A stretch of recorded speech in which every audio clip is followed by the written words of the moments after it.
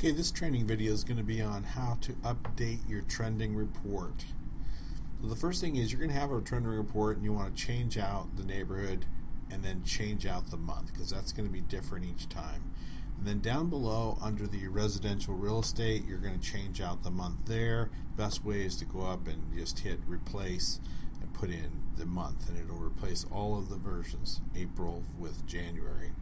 Then you want to change out what the different changes are for that month.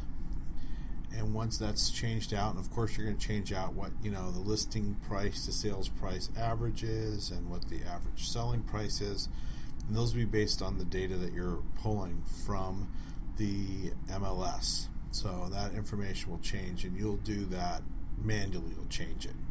The next thing is you want to change out the data that's down in these three boxes. First, back out the table.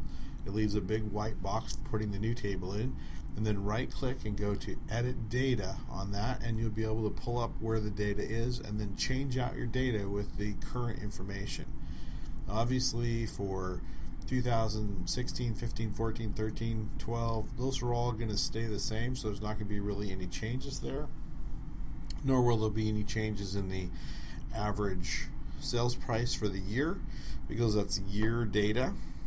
So you're just basically giving them that trending data will be the same throughout the year until you hit 2017. The others and the percentage change automatically updates based on the formula that's in that box, so you don't need to change anything in that column. And then you want to change out your days on market, and the days on market obviously is based on that year's average days on market. So then you put in your average days on market, and as you make these changes, you'll notice over on the right that these graphs are automatically changing based on the data that you're putting in to this table.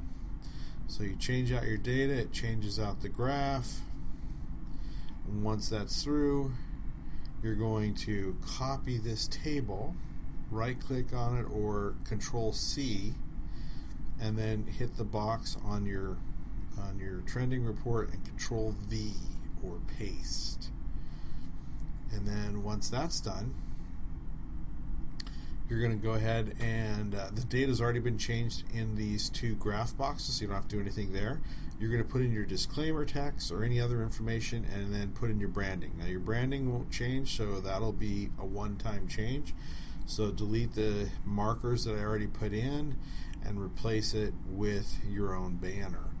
So one of the things about putting in a banner is the first time you put it in, you're going to have to do some formatting. So grab your banner, insert it, then you want to connect to the banner itself, not anything else, just the banner, and you're going to change the formatting to front of text. Make it so that it's in front of the text on the page.